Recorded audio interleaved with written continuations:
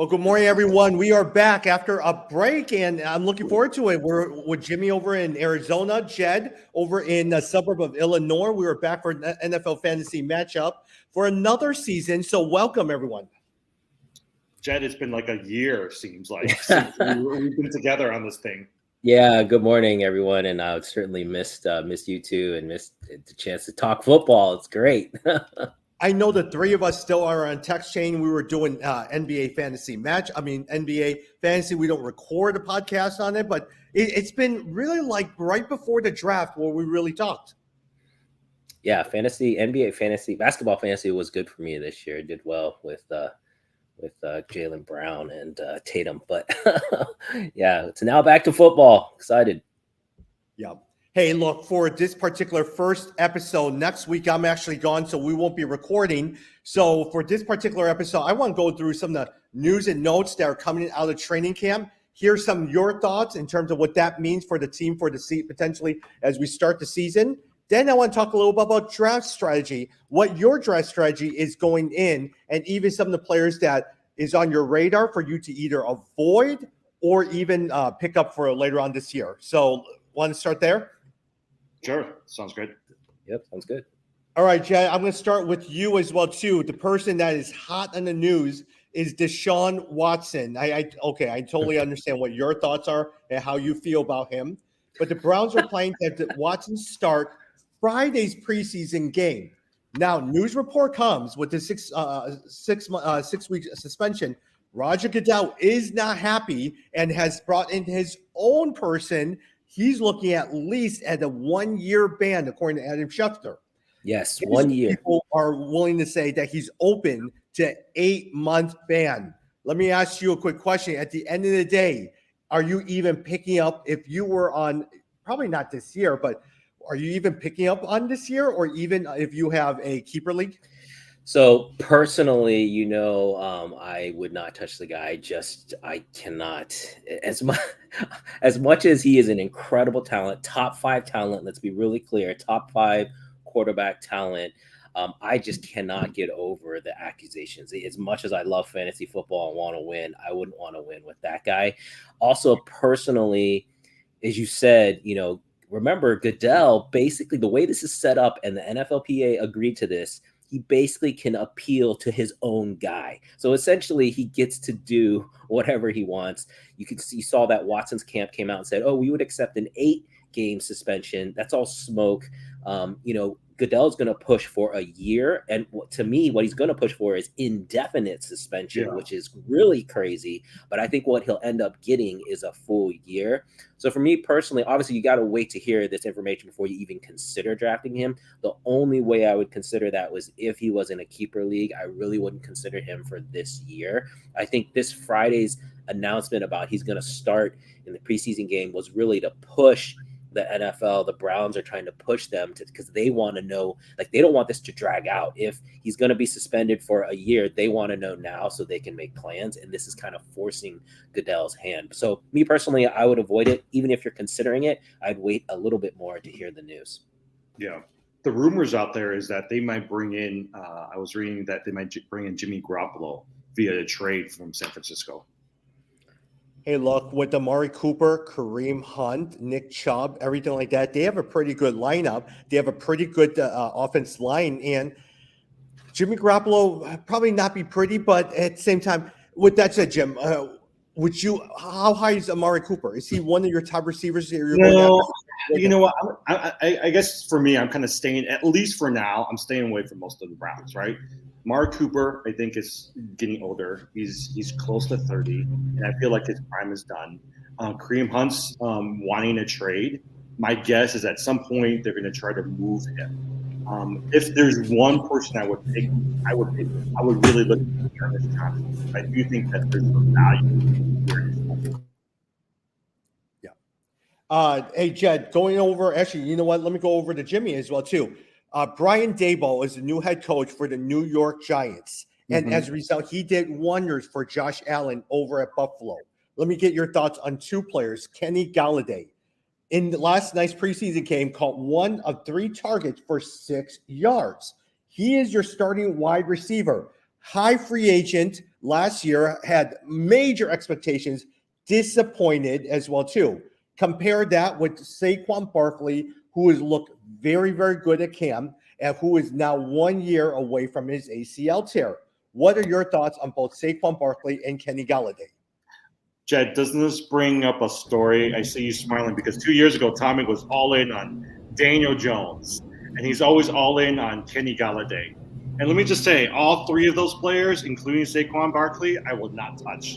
I think there's certain teams, there's certain players that you just want to stay away from, and those three for me, I'm not even paying attention to them. I mean, I just feel like Barkley has disappointed us way too much. Yeah, I was laughing because only the second news and notes from Tommy, and he brought up Kenny Galladay. It's either going to be Kenny Galladay or maybe DeAndre Swift. I mean, we know there's a couple guys that Tommy likes. For years, you guys have heard, if you've been watching this at all, I always say avoid the New York teams, the Giants and the Jets. I will say this year is the first time I'm going to come off of that. I'm actually going to switch. The two teams I want to avoid this year are the Browns and then the Washington team. Those are the two teams I'm really not interested in. But the Giants are interesting. You got to say, with this new coach, and again, he's an offensive-minded coach, I have to say I'm intrigued. Now, Kenny Galladay is not the guy I'm intrigued by. Actually, I was trying to find his name. It's the rookie wide receiver. Oh, Ladarius Toney. Yes, Ladarius Toney for the Giants. That's the guy that I'm like, man, he could be an interesting late round flyer, and you could get some. If this offense really does come around the way they're saying that Dable will do wonders, that could be an interesting pick. So I'll say I'm open to it. Yeah, I mean, here's my thing, right? Saquon Barkley is number 34 ranked running back according to fantasy. So in terms of like value, you could make the argument that if you bring him in maybe end of second round, maybe third round, I don't think he'll last that, but he'll go until the end of the second round, that there's value in picking him up. But the problem is he's disappointed people the last few years. Like, he's always injured. Yeah, and I'm still not a Daniel Jones fan, just to be clear. But there will be someone who does not pay attention to fantasy football, who jumps on, recognizes Saquon Barkley, and will pick him at the top of the second round. There will always be of course. Yeah. Which is why you shouldn't do a snake draft. Do an auction draft, you guys. I'm so mad that one of our leagues voted to do a snake draft. I basically almost quit. I texted the commission, was like, I'm not going to play. Which one? Is that the Walter White one? Yeah, the Walter White one. I texted the commission. I was like, I'm going to quit. I'm not playing this year because I'm not playing in a snake draft. I'm like, I just can't stand that. Like, I can't stand losing to people who got lucky. Like, I'm like, that's not the way to do it. But anyway. A snake draft with the 12-team league, not even 10, 12-team league. Yeah, exactly. Are hard. I don't like it. I don't enjoy it. Yeah. Okay. Now let me say this: the players I love is Kenny Galladay, Terry McLaurin, Antonio Gibson. Those were the guys and Daniel Jones was my quarterback. That was my team 1 year because I really had high hopes for that team. And remember last year you were all in on Antonio Gibson going to Jets. I'm not no longer high on him. No, I rumor. I mean, have you guys heard right that people are they're gonna try to limit Gibson? They're not really high on Gibson anymore right now in Washington. I was back high on Gibson when McKissick got signed for that one day, but when Washington matched it, I said forget it, because Gibson was such a disappointment last year. Yeah, that team I'm really avoiding like the plague. I mean, I feel like they're just going down in flames. So, like I said, Washington and Cleveland, those are the two teams I honestly don't want any of those players. Yeah. But at the same time, I will probably say on our keeper league, he was one of my – it came down to either Terry McLaurin or the wide receiver out of the Chicago Bears. Oh, man, I just completely blanked on Mooney? Yeah, Darnell Mooney. Well, you're going to keep him on your keeper league? Well, I had to pick one of them. It was either McLaurin or Darnell Mooney. So I ended up picking McLaurin. I mean, McLaurin is definitely a talent. Like, there's no question about it. The guy is a top 10 talent. It's just the quarterback play, right? Like that. And actually, I don't know how bad the line is, but that's my biggest worry is the quarterback play. But McLaurin easily is still talent-wise top 10. I would say he's probably, my guess is he's probably around 15 is probably his average draft position. So that's not a bad keeper pick at all. Oh, the reports out of camp is Carson Wentz still struggles with accurate issue, the one issue that always plagues them. And even with drills where it's just him throwing to receiver, he's still missing people all the time. And Oh, so that's been the concern.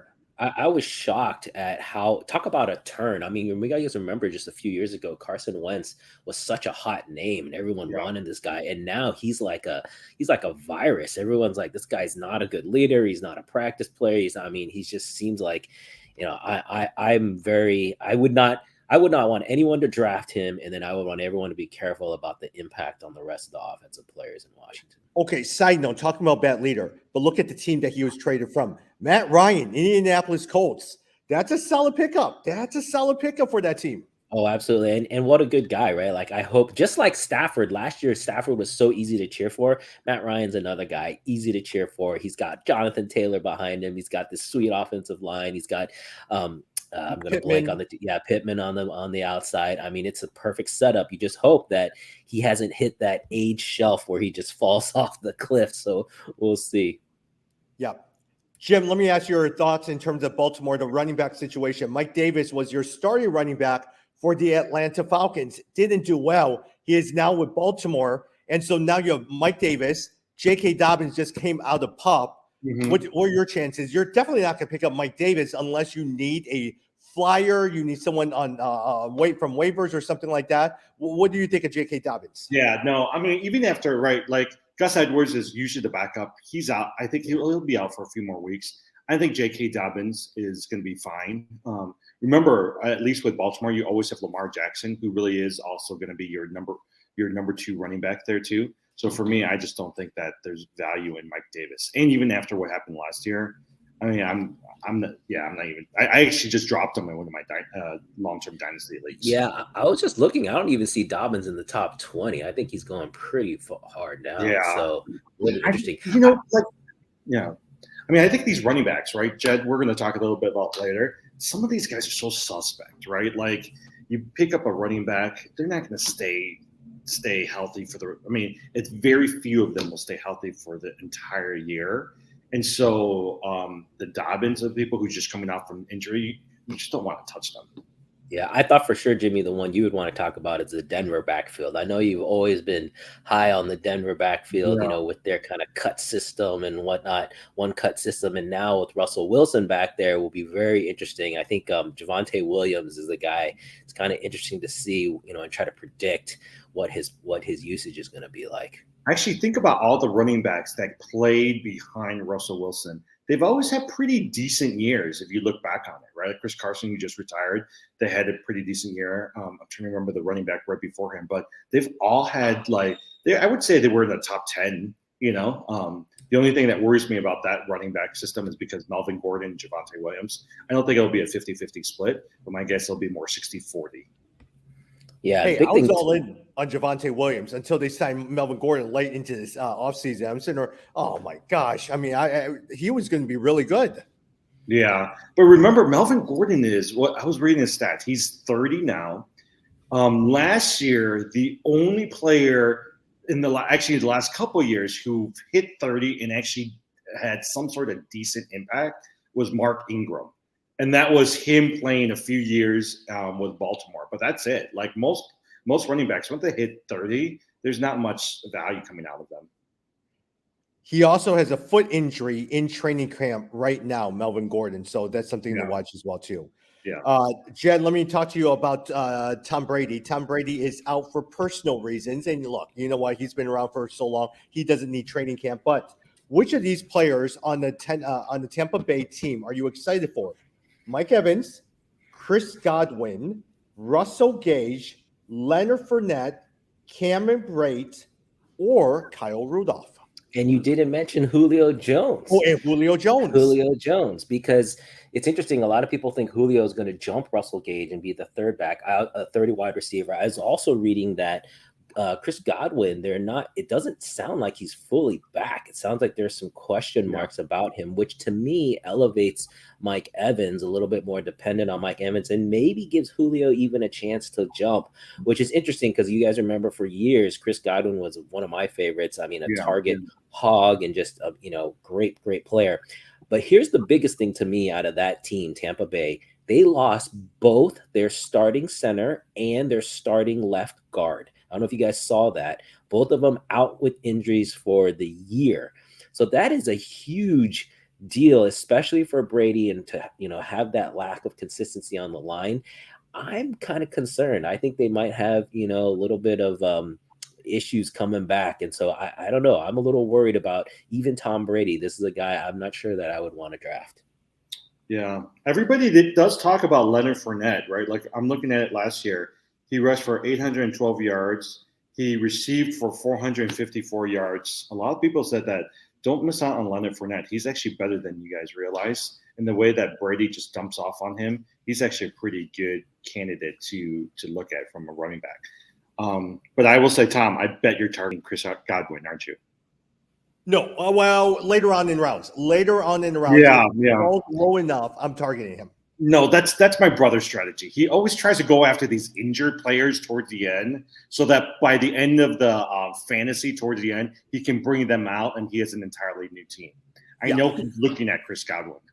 Yeah, my strategy always is. I am very, very happy to be an 8-8 team, 8-9 team, slides in the playoffs, have a bunch of injured players, and then suddenly they do well. So I'm fine with that. Yeah. This year, I know you're targeting Chris Godwin, DeAndre Hopkins. Who else is there? Michael Thomas. Those types of guys. Yeah, but at the same time, for those who don't play fantasy football, you'll always have those guys purely by name recognition alone. They pick them so high. Sure, go ahead, pay all this money, and then suddenly I'm in the auction league. You're now paying pennies on dollar for some of these other players. You get a huge discount, and then you build your team that way. Yeah, Hopkins and Godwin actually I'm just trying to find their ADPs. Oh, they're really low. They're really low. Yeah, I was just looking at their place the other day. Yeah. I mean, they're really low. They're both outside top 20, top 25. Yeah. So you definitely Hopkins is 101. Yeah. See, that's what I'm saying. Like, it's pretty low, so you can definitely get a lot of value there. But anyhow, we'll see. That team, the Cardinals, is very interesting. Kyler Murray finally got paid, got his big contract. I'm a little worried. I feel like a lot of these superstars, when they finally get their money, the year after, the year of the contract year is when they play really well. The year after, there's usually a little bit of a dip. So I'm a little bit worried for Kyler Murray. Jed, let me ask you, what did you think of all that conversation regarding his study hours? Oh, that was horrible. I thought his response was really good. I don't know if you guys saw his response, where basically he was like, look, if you think that you can be, a top 5 NFL player, a top college player, and a top high school player without study, he's like, you don't understand football. And I think that's really true, right? Like, if you think that these guys can get away with like just pure talent, it's just not the way it works. Like, you've got to put in some of the hours.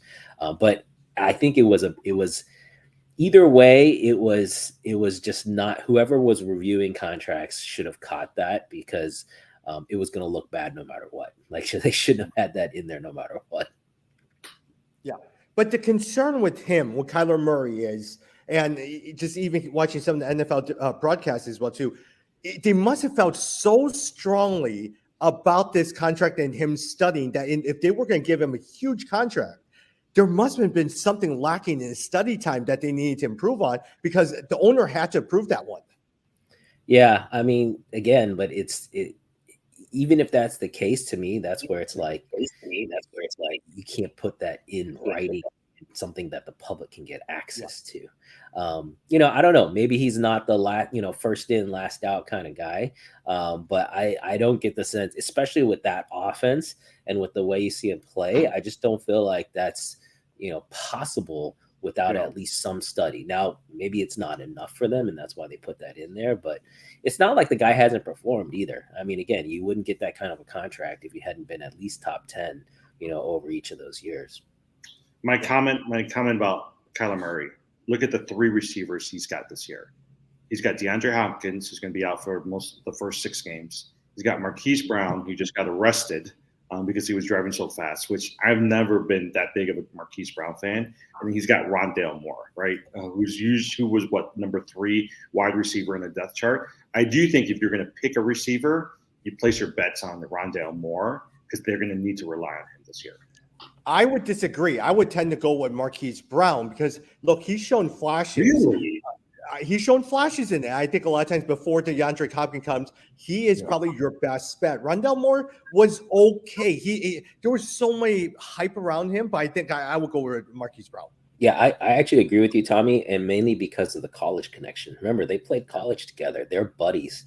So this is someone that he wanted in-house. I have a feeling he's going to look his way quite a bit. Yeah. But do you think, okay, so with that said, do you think that the value of Travis Kelce elevates? So would you consider picking him higher in the first round because there's nobody else, maybe except maybe James Conner? Zach Ertz. Oh yeah, Zach Ertz. Yeah, would that elevate Zach Ertz in terms of no, not really. You don't think so? Yeah. Did Ertz didn't get injured last year, right? Did he make it a year without getting hurt? He did. He scored like 6 touchdowns in the short. Yeah, so he made it a year. I remember that guy would get hurt all the time in Philly. Yeah. Jim, speaking of that, I know both of you guys like James Conner. Is James Conner a round 1 running back for you? No, I don't think so. I mean, but he did score 18 touchdowns last year. But I think it was. No, I think Arizona is one of those teams where I think you're going to see a little bit of regression to the mean. So they're going to come back a little bit. I expect their scoring to be down. I think James Conner is probably like maybe in the 20th range as far as running backs. I don't think he's top 10. I think he's maybe at the outside of a top 20 back. But I'm not very high on the Cardinals as much as I like Kyler Murray. Hey, Jed, speaking of that, going back, Chase Edmonds was a guy who was backing up, actually had the starting position over James Conner, and James Conner did so well. He catches and also scores from the red zone. But Chase Edmonds went to Miami. Your 2 starting running backs over in Miami right now is Chase Edmonds, Raheem Mostert, and maybe Myles Gaskin. Out of those 3, who do you like the most? Oh, gosh, I have no idea. And that wait. Give me one more. Sony Michel. I didn't realize Sony Michel was on this team. Yeah, that team to me is one of the ones huge question marks, right? Like Tyreek Hill coming in, what's going to be the impact? Everyone's all in on Tua. Are we going to see progression on his, him continuing to get better? We saw last year there were still some accuracy issues, still a little bit of command issues with the offense. Can he take the next leap to really go further and push his team? It's a big question mark, but the thing is, if you want to gamble, then yeah, this could be the team. And maybe Chase Edmonds is the guy. I mean, this could be a team. Miami is on the up and up. So, with Tyreek Hill, that's going to pull a lot of defenses away. It's going to open lanes for the running back. So I think you can make a real strong case that this might be the year to go in with Miami. You know what? They're really gambling. I mean, think about it, right? They just got penalized for going hard after Tom Brady and also Sean Payton, right? And once they got caught on that, all of a sudden they decide now they think that Tua is worth not just the money, but the players around him, right? So they brought in all these other people hoping that they can compensate Tua. I still think they don't have confidence in Tua. I just don't think this is going to work. Out of all the players, I feel like I'm staying away from Tyreek Hill. Only Jalen Waddle, in my eyes, is actually worth a pickup, and that's from a dynasty. You think Tyreek Hill? Mike Gesicki. No, every year everyone looks at Mike Gesicki. He doesn't do anything. I love Mike Gesicki. No, I've heard Mike Gesicki's hype the last 3 years. Every year you pick him up and you dump him towards the end because he doesn't do anything. Did you see his volleyball tape on YouTube? He's a great volleyball player. Mike Gesicki is going to be the guy I'm going after this year. Jed, I'm going to let Tommy pick Mike Gesicki. I already know he's got 2 or 3 guys he's going to go after. Mike Gesicki, my guess, is one of them, but I'm going to stay away from that guy. I don't think Gesicki's a bad move, especially with Tua. You feel like with the weaker quarterbacks, tight end is their safety net, and so that's not too bad of a play. But yeah, I think Tyreek Hill is still top 10 I think he's on the outside edge, but he's still in that 9-10 range. And then Jalen Waddle, I would put in the next round about kind of towards the end of the 20th, top 20, but still intriguing. But I agree, I'm not sold on Tua. We'll see how it plays out. Okay. So let's go back. Who would you guys choose, Zach Ertz or Mike Gesicki? Mike Gesicki. Yeah, I would probably take Gesicki. Really? I would go after Ertz. No, I go after Ertz. It's just too I don't know. I still feel like he's too injury prone. Yeah. Hey, but you guys didn't answer my question. If you were, is it Mostert? Is it Sony Michel? Is it No, I said Edmonds. Edmonds. Yeah, I said Edmonds. Yeah, I go for Edmonds. But Raheem Mostert, he's fast. I think here's the thing: is he'll get most of the he'll get most of the goal line. I will say that. Whereas for Chase Edmonds, he'll get running and then he'll also get receiving, so they'll benefit if you're in a PPR league. But I still like Edmonds more. Now, I would say this: Sony Michel did very well, and in some leagues he was being picked up as part of the Los Angeles Rams. I don't know why he signed with such a crowded backfield. I just don't understand it. But man, he's really good. Well, remember he signed before Chase Edmonds, and so my guess is I don't know if he knew that they were going to bring in Chase Edmonds when he signed. Yeah, exactly. Going back to my Mike Gesicki, and I'll move on as well too. Look, I probably am not going. We're going to talk a little bit about draft strategies. I'm not in on any of the high receivers. I'm not in on Mark Andrews. I know Jed usually loves Mark Andrews, but if I go with the second tier, you're going to wait, and there's Mike Gesicki sitting there waiting. I tend to like picking up my tight ends later on in the draft. No, I agree with that. There are definitely plenty of tight ends at the end, but Andrews has shown the consistency, especially last year, because I thought he started off slow and then ended up the year pretty well. I think he was top 2 or top 3 at the end of the year. The guy I'm back on is Kyle Pitts, right? Kyle Pitts. Yeah. I was disappointed last year. Defense is really focused on him. They were not able to game plan. We got to see how. Oh gosh, what's his name? The new quarterback out of Oregon. Come on, guys, Atlanta. Who's the new quarterback with the Falcons? Marcus Mariota. Marcus Mariota, yeah, formerly from Oregon. We got to see how he does, but man, Kyle Pitts is still a physical beast, and in that offense, he's going to be a focal point, and so that's a guy that I'm really excited to see what happens this year. Yeah. Okay, so right now, Gesicki is listed as the 113th ranked player. Here's my 3 players I would pick over Gesicki that you can get better.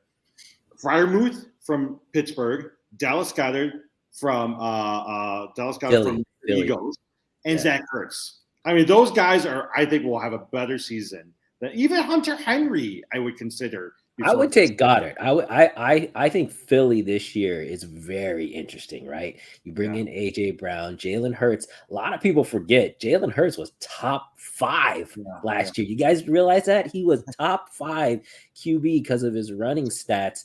They bring in AJ Brown. I think Goddard has a real chance to be a performer with this offense. Actually, Kyle Rudolph with the Buccaneers. That's an intriguing one with Brady too, because he was recruited by Brady. Is Kyle Rudolph like 40? That guy has been. I don't know, but he's a pretty good player. I could see him doing pretty good. He's solid. I could see him as a bye week fill-in, but I don't know that I'd want him as an every week starter. I would say not to give away my draft strategy. If it was auction draft, that's why I hate Snake. If it was auction draft, I'm saving my money for Jalen Hurts. Yeah, that's true. That's actually a good. That's a good strategy. Yeah, I think Hurts is top 5. If he's not top 5 off the board, something's wrong. Like, I think Hurts is a really strong player. You definitely, all quarterbacks in general, you can wait, but I think he's going to end up top 5. Go ahead. Side note, let me ask you guys a question. This goes back to auction draft. If you were an auction draft and let's say you had Jalen Hurts, who you really want, and it's time for you to nominate, are you nominating someone else different? Do you nominate your guy top, or do you nominate someone, let's say Patrick Mahomes, that people want and spend the most money on so you can save your guy? What's your draft strategy? Mm-hmm. So I love it. I love how we give away our draft strategy. You know that the guys, there's only probably like 10 guys who watch this, and they're all in the leagues that we're in, and they just want to hear what we're going to do. So I love to nominate people I'm not going to go after in the first 5 rounds. I want people to spend people to spend their money, just like you said. But then in the later rounds, I do nominate my own because I want to catch people sleeping. There's always people who, they slip through and you get them for cheaper than you should have because people just weren't paying attention. Yeah. No, Yeah. same thing. I just remember one year I nominated or somebody nominated Adrian Peterson, right? And you only have $200. Somebody spent $93 on Adrian Peterson, and he got injured that year. And so you're always going to have that one or two people that would just purely overpay because of the name. Like, I bet the three of us will probably agree. Someone's going to nominate Alvin Kamara or Ezekiel Elliott. Someone's going to love them. And next thing you know, you're going to watch $70 or $65 bidding on all of them and said, okay, let's just wipe some money off the board and some people on the board. Let's just go on then. Yeah, that would be Zeke Elliott is really interesting to me. You're right. The name alone might push him up, but if you look at, he should be more in the late 20s, like in as far as top running backs, he should be in the late 20s. But you're right, the name could mess that up. Oh yeah, totally. Yeah, but I mean, the other thing you said, Jed, there's always that one player where I get bored somewhere in the middle of the draft, and I'm looking around at other players, and next thing you know, I was like, did so and so just get sold for like $4? Yeah, because it went so fast. So this year, I'm determined to pay attention more and not research as the drafts are going on. You know, for me, I remember just because it was the most recent one in the NBA league we were in. I don't know if you guys remember. No, Drew Holiday. Drew Holiday. Yeah, he went for like $5 or something. I was like, what happened? I wanted that guy. I remember I was so mad. Jim, let me go as we wrap up or go through a couple of players. Running back James White, ultra back, very, very solid, has finally retired. How high is Damian Harris on your draft board? You know, he's okay, but I don't know. Like, I like Stevenson more on the depth chart than Damian Harris. And I still think that based off of his production last year, at the end of the day, he's going to end up being the number one, whether it's this year or next year. And so for me, if I'm going to pick somebody, it's going to be Ramondre Stevenson. Hey, who's the number one wide receiver in New England? There's a guy that I was interested in that they picked up. Who was that? Do you guys know? You know what? I put us all on the spot. Yeah. There was someone who I was in my mind. I was like, that's an interesting pickup by the Patriots. I could see him, doing some damage there. Yeah. Yes, Devontae Parker. Yes, Devontae Parker. That's who it was. Man, you guys remember Parker had some crazy years in Miami, and he was injured though. That's the only issue is he's always get hurt. But boy, I thought that guy is a speedster on the outside. He could really, open things up. And Mac Jones, I don't know. We got to see. I know he's not on anyone's radar. Mac Jones, I don't think he's even top 15, maybe like outside of top 20. But this team, you feel like Belichick knows how to get the best players the ball, and if that's the best player on the field, he's going to get it. Okay, you want to hear? Not only Devontae Parker, Jim. Give me 1 minute, but also remember, guys. Kendrick Bourne. Who was Kendrick Bourne? He was seen he actually over Deebo Samuel over San Francisco. Yeah. Here's a depth chart going to what Tommy says. Here's a depth chart for the New England wide receivers. Kendrick Bourne, Devontae Parker, Ty Montgomery, Tyquan Thornton, and Jacoby Myers. Oh, and also Nelson Aguilar. That's the depth chart. Yeah, that's interesting. Yeah. No, I'm a Parker fan. I liked him when he was in Miami. Let me go through a couple of them. Jameson Williams expected to miss at least week 1. He'll probably come in early November. High draft pick, injured his ACL, tore his ACL over in the Alabama game. How high is Jameson Williams? Because Amar St. Brown is probably your number one bet. Yeah, I actually haven't been following that, so I would probably stay away if he just got hurt. I don't know where he's going in the drafts right now.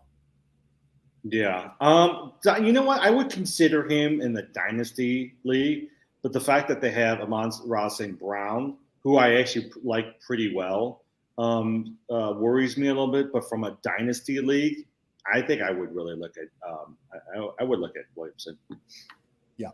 Jim, as we think about drafts this year, what's your strategy going into the drafts? Are you aiming for a higher tight end? Are you looking at wide receivers? What's your strategy going into the draft this year? Yeah, well, so I know this, right? Like we were talking about this beforehand. If you looked at the last 3 or 4 years, all of the running backs that you end up picking in the first round that most people spend their high draft picks on, most of those running backs aren't usually on your roster by the end of the season. And so I think for me, what I usually try to do is I'll pick up I actually will pick up 2 or 3 receivers that are pretty high. I'll try to go for one of the top tight ends, but I also have a quarterback that's usually high. I usually will try to go after the Josh Allens, Justin Herbert, or Patrick Mahomes, one of those 3. And then I leave. So my gamble is I leave the running backs until the very end. Sometimes it works, sometimes it doesn't. But that's where ideally you want to fill it in with like a Tony Pollard or an AJ Dillon or somebody like that. Oh, Tony Pollard's really interesting. That's another reason Zeke Elliott down in Dallas, because Pollard was really, if you look at his per averages when he was in the game, Dallas was much better with him in the game. So it'll be interesting to see how that plays out. I think to me this year, the rise of the wide receiver, it's the continued trend. We've seen this every year for the past 3 years, wide receivers gaining in prominence. The way you're going to see that is if you're doing a snake draft, you will see Cooper Kupp and maybe Justin Jefferson or Jamar Chase going in the first round. So you're seeing wide receivers in the first round, which historically has not been the case. So I do think this year more than any other, you can play the non-running back strategy. But I still think the bottom line is you got to focus on running backs and wide receivers, and you got to wait on quarterbacks and tight ends. It's just a question of which ones. But to me, I like to just play it by kind of, just see how the thing goes, right? A lot of times there's these, if you're in an auction draft, you can see who pays money for what. If you're in a snake draft, you can see what the runs are. There's always runs where like someone picks a running back and then all of a sudden everybody picks a running back, or someone picks a tight end and then everybody picks a tight end. So you just got to watch those and then kind of play the game. Yeah. Honestly, a lot of times is if I'm in an auction league, I'm taking some big names like Ezekiel Elliott, I'm putting him on and I'm just throwing all wide receivers because I want all running backs. That is my strategy going in. If I'm in the snake draft, you're either going in on all tight ends. If I suddenly decide I want 2 tight ends, I'm going to go for Kelsey. I'm going to go for Kyle Pitts, and I'm also going to go for Darren Waller or someone else like that. Or Mark Andrews. I probably will not go for all tight ends. I'm probably going to go running back heavy this year because there's so many quarterbacks and so many wide receivers. I probably could get Amon-Ra St. Brown probably later on mid-draft, and he could still be my wide receiver 1. See, I just, and maybe it's because I don't value the running back position. I much rather have a Justin Herbert or a Josh, what's his name? Josh Allen. Yeah, Josh Allen. The only person that I could potentially look at after the top 3 might be Jalen Hurts, right? But I don't want this year. I don't want Dak Prescott. I don't want Kyler Murray. I want one of the top 3 quarterbacks. Yeah, I've got, you guys know in our keeper, I've got Kyler Murray and Joe Burrow. So I was debating if I should keep them both again this year, but I think I'm going to. On my keeper league, I'm trying to decide if I want to keep Christian McCaffrey. Christian McCaffrey or CeeDee Lamb. CeeDee Lamb. I love CeeDee Lamb this year. Yeah, CeeDee Lamb. He's gonna get so many more targets this year. I think he's one of the guys I really like. McCaffrey is such a wild card, though. If the guy could just stay healthy, holy smoke! Yeah. He's going number 2, number 3 in a lot of drafts. So that's tough to give up, Jimmy. Well, remember last year in our dynasty league, our auction league, I spent $80-something on Najee Harris. Najee Harris is actually pretty highly ranked this year, above McCaffrey. Yeah. He's like a 6 or 7, like top 10. Seriously, you were picking McCaffrey over CeeDee Lamb? I'm just looking at it right now. CeeDee Lamb has no competition. He is wide receiver 1. Michael Gallup is out for at least a couple months. Other than that, there's no one sitting there. Yeah, it's only the only other person is Dalton Schultz, the tight end. Actually, that's the tight end I would actually really consider, Dalton Schultz. Yeah, Dalton Schultz and Dallas Goedert are the two Ds in the tight end range that are really good. Oh, Darren Waller too. But those are all good targets. Yeah. All right, as we wrap up, Jim, is there one person you love or you hate going into this draft? Okay, yes, I do have a couple of lists, right? I really like Travis Etienne, the running back. I think he's going to be the lead back in what do you call it? The lead back in Jacksonville. Jacksonville. The two other people I really like. I like Gabriel Taylor with the Buffalo Bills. I really think that last year he came on. And I also am high on Drake London with the Falcons, the rookie wide receiver. Outside of Kyle Pitts, there's nobody else to take that ball. So That was Gabriel Davis, right? The wide receiver in Gabriel Buffalo. Davis. Yeah, he's number 2 on the Yeah. depth chart. And last year, he did better towards the second half. He did better than Stephon Diggs. Yeah. No, I like that. He's a good pick. Those are the guys. Oh, and okay. So one more. George Pickens. George Pickens from Steelers, the number 2 receiver. I think he's going to go ahead of Chase Claypool this year. Yeah. See, no, now I agree I'm with those. throwing out all my sleepers that I don't want you guys to get.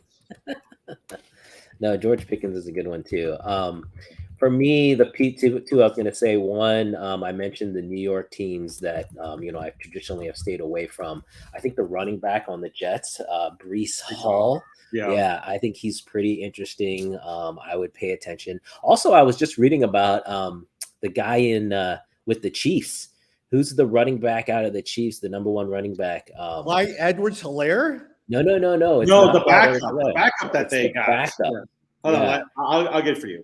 It's the backup. He there's a lot of strong reports on him coming out of camp. So that's guy is someone I might take a flyer on. And then the other one is back in Denver. I'm high on Russell Wilson. I think that was a great pickup. Russell Wilson, by the way, has been averaging in the 9th or 10th quarterback. I think he's going to perform better than that. Remember that in his career, he has never been outside a top 5 as far as fantasy points. So this guy produces. I think he's going to end up higher than his draft position now, which means I also like Cortland Sutton, the wide receiver out there, especially now that Tim Patrick went down with injury. So both Cortland Sutton and, of course, Jerry Jeudy out there, I think are both interesting picks. Yeah. So here's a depth chart for the Chiefs. Hilaire is number 1. Number 2 is Ronald Jones. Number 3 is Jerick McKinnon.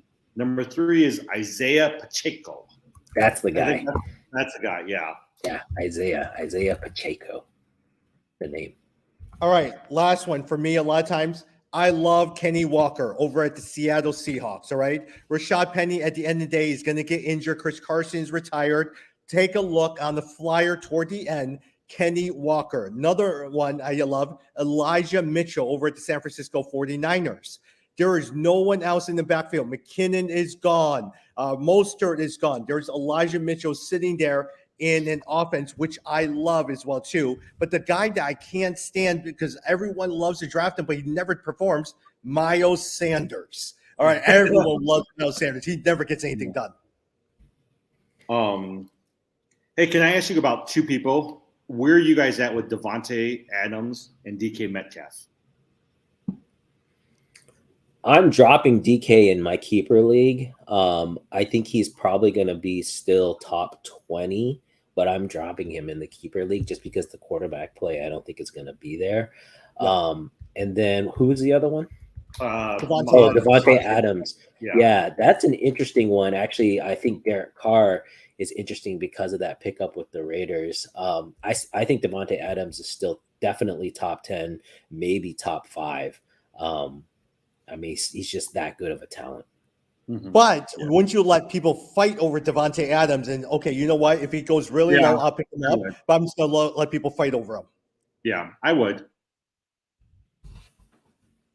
Hey, one last thing. I'm looking at my wife's keeper leagues. She has both Justin Jefferson and the guy Chase. from Jamar Chase. Yeah, no, that was. Remember, that was the famous trade where she picked up Jamar Chase for Patrick Mahomes, and at the time we were like, I don't know, but it ended up working out for her.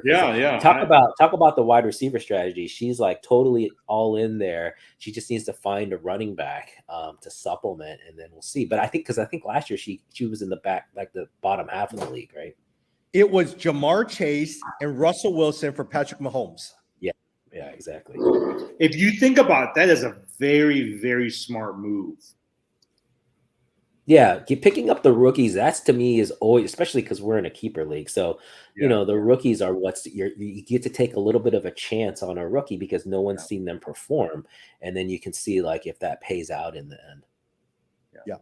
And Jim, she has Travis Etienne. So a lot of times you like him. She might be a good one to trade with. Okay, before we end, who's the one player in the top 2 rounds that you cannot let someone else have? Like, who are you going to target? That no one else can have. There's no. I don't have anyone like that. Like if they pay enough, I'm willing to let them go eventually. My 2 highest ones, I really would love a combo of Jamar Chase and Justin Jefferson. I know that's going to be a lot of money, but if I had 2 players, those are the 2 players I'm going to target. Yeah, they're so popular though. I mean, like I said, they're going top 10, in drafts. So it's going to be expensive no matter what. You probably won't be able to get both. You probably can get one. Yeah. I don't know. Everyone's high on Justin Jefferson and Kirk Cousins in Minnesota because of the new offensive scheme there. But I don't know. I'm still, it's a lot. There's a lot of hype right now. Jamar Chase, on the other hand, I think that's legit. I mean, Cincinnati has just shown that offense can feed. The fact that Jamar Chase can be top 10 and T. Higgins still coming in around 10 and 11 just shows you that offense has plenty to go around for their wide receivers. Yeah. And honestly, I think DeAndre Swift is going so high. I'm not sure if I will go for DeAndre Swift. Everyone's going to go after Cooper Kupp. For me, I think the safest one for me, Austin Eckler. Yeah, I can see that. Oh, Eckler is definitely. I think he's ready for kind of a bounce back year. We'll see if he can fly under the radar. But most drafts, he's going number 3, number 2, even number 4. So he's hard to get. Tom, you usually have 3 players you target in all your drafts. Who are those 3 players? I don't know yet. Because I like to say Gibson and all that stuff. I don't know yet. Jalen Hurts is one I definitely know, but I don't know yet. So I'll save that for the next time we talk. Well, hey, look, we've had a lot to talk about. We'll probably come back I'm off to Southeast Asia in next week. And so after that, then we'll record in 2 Tuesdays from now. Sounds good. Fun, guys. All right. Talk soon, everyone.